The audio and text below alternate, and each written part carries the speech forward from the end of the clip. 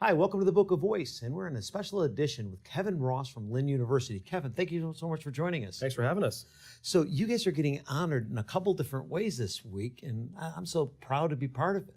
Well, thanks. We're thrilled too. It's a busy time for us this time of year, but we just came out of a big strategic plan, Lynn 2020, and it was a 15-year plan that we completed in 13 years because we don't like to get too tight up there on the timelines. We like to beat the goals that we put out there for ourselves. So You're such underachievers. It's a team effort, and sometimes we have to slow folks down at the university because we do move pretty quickly. But that's really what we're all about, looking to the future, being an innovative institution, trying to create value, and looking around the corner to see what's coming next. So this plan was huge. It was, about 12 years, 13 years it took us, raised $100 million for capital and scholarships, built a number of buildings and facilities, hired faculty, created new programs. So it was a real moment for the university. We got a lot of recognition for it. So tell us about the walk in recognition that the university is getting recognized for tonight. We're thrilled about that as well. It's really for the entire university, for our growing up here with Boca Raton over the last 55 years. And I think a lot of the names that you see gracing our buildings and on our boards at the university are folks who have been here for such a long time, have built this city as well. So I like to say that Boca Raton and Lynn University have grown up together, siblings in some way, where we used to be out in this western outpost. We're now dead in the center of Midtown. So it's exciting for us to be recognized, and we're very honored. That's awesome. And then tomorrow morning at the chamber, Lynn also is recognized. We are. That's our annual. We usually take that November slot for the chamber just to fill people in on what's going on. And we're going to take a moment to celebrate also all the things that were accomplished under Lynn 2020 and then give a sneak peek of what's next. Because we are a campus of doers and a place that doesn't rest very easily. So we're ready for the next phase of our evolution. So tell us a little bit about your tenure with Lynn University. Started a long time ago. I grew up there. Really, my father was president for 35 years. So 35 years. He was there for a good long time, and he and my mother and key people on campus, some of whom are still there, really built the institution, took it from when it was Marymount College, and he came down simply to buy the library books to take to another school he had begun, and realized the place was actually in serious financial peril, and they were selling off all their assets. He was going to take those books and go back up to Delaware, where he had started a school, and he saw the place, met the people, and that was November 1st, what we celebrate as our Founders Day every year. And it was really a remarkable tenure, a 35-year tenure of building this place from scratch in some ways. So I feel very blessed, and many others on campus, to really run with the baton that they gave us, and we're running quickly with it. So I've had a long experience with the university, got away for a while from school and in schooling, as well as my career in education. Kind of wanted to do it my own way. Didn't totally want to follow my dad's footsteps. I think there's a lot of kids out there who do that, but then end up coming back to the family business, if you will, in some ways. And we've always been a not-for-profit, but I've always known and felt very comfortable on college campuses. Some people go to churches or mosques or things like that or temples when they're traveling, and I'm always drawn to a college campus of some sort. That's where I like to play. Let's talk about that for a minute. You actually do something a little bit different than on college campuses, but could be seen on college campuses. You have a band. I do. I'm in a band with a couple guys from the university and some friends from outside the university, and we lost a bet about 4 years ago. We have something called the Celebration of the Arts, a big event on campus in April. It's amazing. And the dean of our academic dean at the time came to me and said, "I hear you like to sing." And I told him I don't sing, but in the shower in the car by myself. And he said, "Well, what if we could we could get you up there with some other folks to sing?" And I said, "Well, maybe." And it turned into this thing, which is now this band that's 4 years going, and we've got way more merch than talent. But it's a lot of fun, and students put up with it every once in a while. Faculty and staff seem to like it because we play a little bit more of their genre of music. I happen to watch you at Meet over for John Tolbert, who I know is a good He was kind to have us there, yes. And I got to tell you, even though the building itself wasn't conducive of having great acoustics, you guys were incredible. Well, I was thanks. very impressed. Appreciate that. That's good to hear. We got another fan. That's great. Like us on Facebook, man. We need that. I will, absolutely. So, tell me next steps. What's next in Lynn's future? So this plan was huge. I mean, it was the campus is transformed in a lot of ways. We are up in retention. We're up in new students. We're up in graduation rates. So all those metrics are the ones that we hit, and we were really thrilled with. We created new curriculum. We got a lot of recognition for it. We're now an Apple Distinguished School for the third time as of last week. That's kind of unheard of. We've been recognized by U.S. News & World Report as one of the most innovative colleges. We're on the list with Caltechs and Stanfords and folks like that. So little old Lynn University is making some interesting waves out there. So what's next, though, is after we've done all this, you would think that we'd sort of take a break, and that's just not our way. So we're putting a new plan together. It's actually right now at 1 o'clock this afternoon, we finished the last meeting for that plan. And we're using a design thinking lens. And design thinking really is reaching out to your community and using empathy and trying to understand the end user's perspective as opposed to sitting over here and creating this great new plan that you hope somebody likes. So our chief information officer sent him out to Stanford. He got trained at their design thinking boot camp, and he has probably met with over 350 members of our campus community now. And we're going to expand, we're going to engage and elevate. Those are the three words we're using about what's next for Lynn, but we're holding on to this one piece, which I'm most excited about, which is to experiment and evaluate. Because if we can retain that strategic opportunism as we do, it could be younger school and looking around the corner and seeing what's next, then we can take advantage of those opportunities that come our way. For instance, in the plan, we didn't plan for a presidential debate. I was going to ask you about that, especially coming up. I mean, it's a year in office now, right? Mm-hmm. What was it like hosting the presidential debate?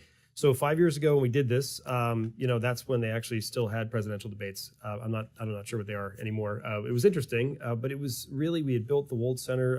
Mrs. Wold was amazing to do what she did to put that on our campus and other donors.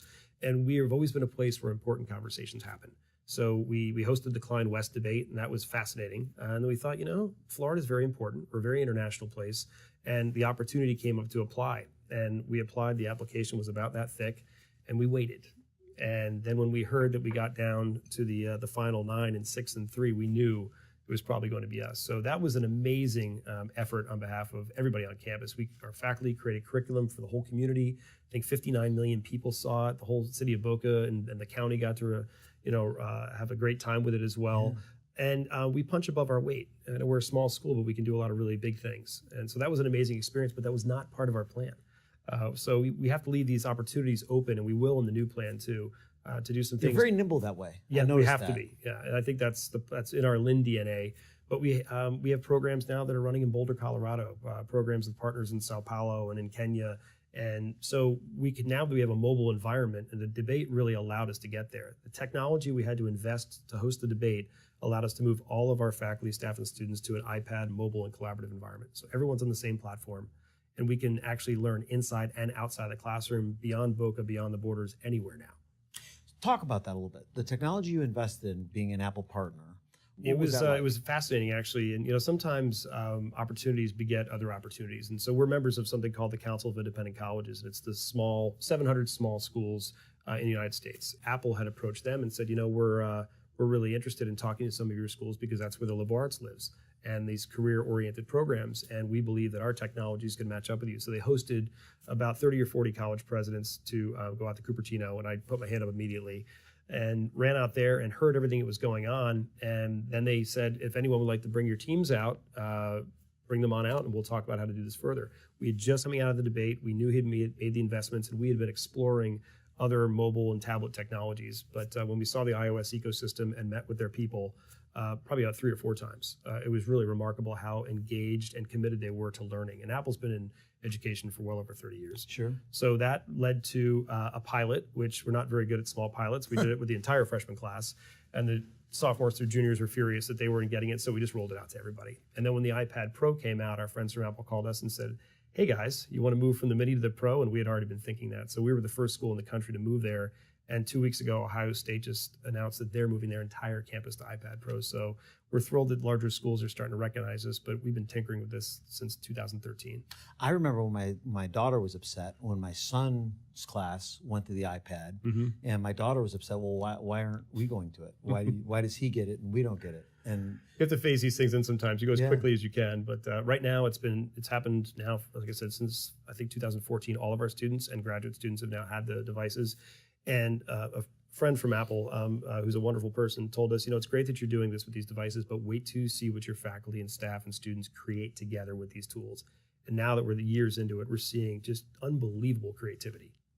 The one thing that I did notice is that you get involved with your staff and your students just remarkably. I noticed that you have an intern program with a lot of the local with a lot of local companies. I mean, myself included, in the resort and a lot of the local companies inside. And you look for your students to get involved with companies, to get that on the job training.